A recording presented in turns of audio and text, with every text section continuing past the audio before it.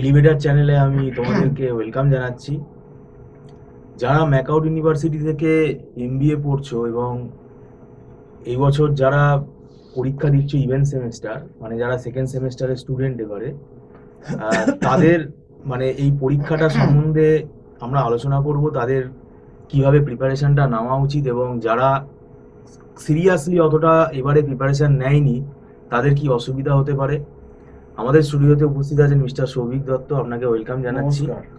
এবারে আপনি অনেক দিন আগে থেকেই বলেছেন যে সময় কমে যাবে এবং 23শে মে পরীক্ষা ডিক্লেয়ার হয়েছে, তাই সময় সত্যিকারেরই কম পাওয়া যাচ্ছে। এটা স্টুডেন্টদেরও সঙ্গে আমরা একমত, কিন্তু এটা আমরা তো পাল্টাতে পারবো না। না, এটা তাহলে জিনিসটা তো পাল্টাতে পারবো না। স্টুডেন্টদের তাহলে কি অসুবিধা হতে পারে এরা যদি ঠিকমতো প্রিপারেশন না নেয় এই কম সময়? প্রথম কথা, যদি সত্যি করে 24-25 মে থেকে ম্যাকআউটের ইভেন্ট সেমিস্টার স্টার্ট হয়ে যায়, তাহলে হিসেব করতে গেলে পরীক্ষা যবে থেকে জানুয়ারিতে শেষ হলো ঠিক 4 মাস, তার বেশিও নয়, একদম কাটায় কাটায় 4 মাস। ম্যাকআউটের সেকেন্ড সেমিস্টারের অপারেশন রিসার্চ এবং অপারেশন ম্যানেজমেন্টের যা সিলেবাস এবং ফাইন্যান্সিয়াল ম্যানেজমেন্ট, এই পেপারগুলো প্লাস তো এমআইএস বোধহয় আছেই। তো এই সিলেবাসটা এত ভয়ানক যে 4 মাসেও কিছু হয় না।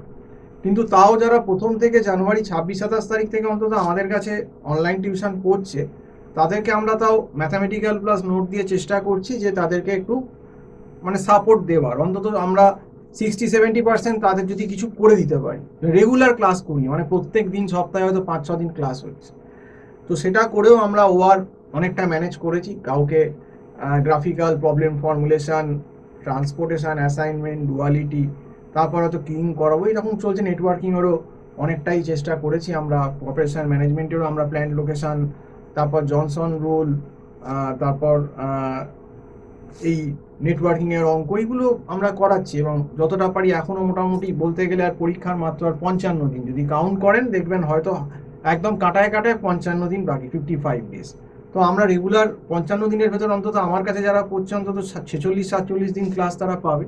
তো আমরা যতটা পারছি তাদেরকে চেষ্টা করছি। সিলেবাস শেষ না করতে পারলেও যারা আমাদের কাছে প্রথম থেকে পড়েছে 65-70% সিলেবাস অন্তত করাবো, অন্তত একদম খারাপ অবস্থা তাদের হবে না হলে।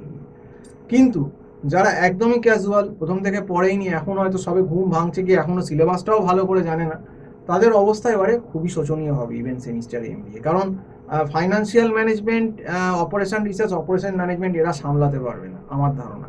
আর একটু যদি ম্যাথস বেট পেপার চলে আসে, সব থেকে ব্লান্ডার ওখানেই হবে, প্রচুর সাপ্লি হবে। যদি ওয়ারে থিওরি বেসড আসে তাহলে বেঁচে একটু হলেও বাঁচা, মানে খারাপ নম্বর হলেও হয়তো কোনোভাবে পাস করলো, ডি পেলো, সি পেলো। কিন্তু যদি ম্যাথ বেস পেপার কোনোভাবে অপারেশন রিসার্চে হয়ে যায়, তার ওই হলে বসে পেন্সিল চেবানো ছাড়া আর কোনো কাজ থাকবে না, পেন্সিলই চেবাতে হবে। আর এখন ম্যাকআউটের অনলাইন প্রসেস অনেক কলেজেই স্ট্রিক্ট হয়ে গেছে, ইংলিশ প্রসেসটা। কাজেই এর সম্বন্ধে আমরা বারবার স্টুডেন্টদের সাবধান বাণী করেছি, অনেকবার সাবধান করেছি, কিন্তু যারা শোনার হয়তো শুনেছে, তারা পড়াশুনো করেছে বা হয়তো কারোর থেকে গাইড নিয়েছে। আর যারা শোনেনি, নিজেদেরকে পণ্ডিত মনে করেছে, এআই এর ভরসা। আমি এরকমও স্টুডেন্ট অনেক জানি যারা এআই দেখেও সাপ্লি খেয়েছে। আপনি তো নিজেও বলছেন, যেটা ডিজিটাল ইলেকট্রনিক্সে দেখলেন যে এআই দেখে সামলাতে গেল, আপনার পেপারই ডিজিটাল ইলেকট্রনিক্সে ফেল সাপ্লি।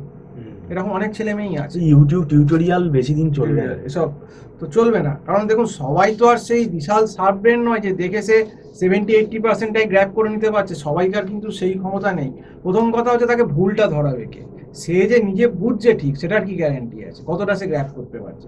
সেটা তো টিচার সামনে থাকলে ঠিক ভুলটা তাকে বুঝিয়ে দিত যে কোনটা এই কনসেপ্টগুলো। কিন্তু সেখানে তো টিচারই নেই প্রথম কথা, সে অ্যাপ্লিকেশনটাই বা করবে কি করে? এবং এক্সেপশনাল স্টুডেন্ট হলেও 10 জনের ভেতর 2 জন হয়তো, তাই হয়তো 80% গ্র্যাব করতে পারলো, কিন্তু বাকিরা হয়তো করলো 40%, 50%, আধা আধা খাঁচড়া ব্যাপারটা হয়ে গেল, সেখানেই প্রবলেম। তো যাই হোক, আমি এটাই বলতে চাইছি যে বি অ্যাওয়ার, খুব সাবধান। পরীক্ষার সময় হয়ে গেছে, আমি আবারও তোমাদের সাবধান করছি যে তোমরা এখন আরও পড়াশুনো করো, কন্টিনিউয়াস পড়াশুনো চালিয়ে যাও। আর 55 দিন আছে, একদম যেমন অন্তত দিনে 5-6 ঘন্টা এখন পড়তেই হবে। দিনে 5-6 ঘন্টা পড়লে তাও কিছুটা মেকআপ হবে। আর যারা একদমই বই খাতা খোলনি, সেখানে আমার কিছু বলার নেই। আমরা আগে থেকেই বলে আসছি যে এখন আর ম্যাকআউটের ওই দিন চলে গেছে যে পরীক্ষার 15-20 দিন আগে বই খুলে পরীক্ষা দিতে গেলে পাস করবে, এই ধারণা নিয়ে না চলাই ভালো। এখন ম্যাকআউট বদলে গেছে, ম্যাকআউটেরও পরিবর্তন ঘটেছে। তো সেই জন্যেই আজকে এই ভিডিওটা করা, এবং সম্পূর্ণ ভিডিওটা দেখার জন্য অসংখ্য ধন্যবাদ।